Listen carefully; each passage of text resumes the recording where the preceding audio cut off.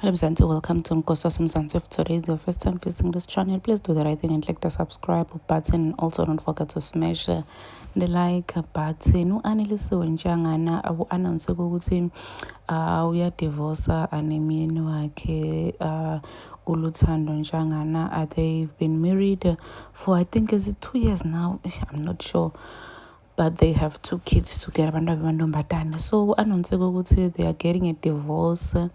Namhla uhambe lapha ku-TikTok wayofaka leti mpahla letigcokwa abomakoti wafaka leti mpahla egcokwa abomakoti washo ukuthi chapter closed.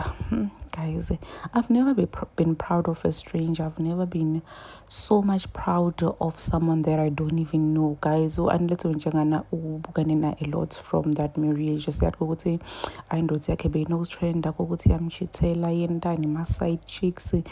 Ayamthuka ubugele njena. It seems like uyindoda nje vele uLuthando lingahloniphi. Yes, we know ukuthi men do cheat, but hlonipha nkosikazi uhlonipha phela mfati wakho. Ungamfaki mfati wakho nje emanyaleni lagcina seka-disrespect ama-side chick khona. So kushiya mshado wakhe nje abantu abaningi bayasho ukuthi girl wende kahle wadikhetha wena, you deserve better, umuhle, unebody le-hot.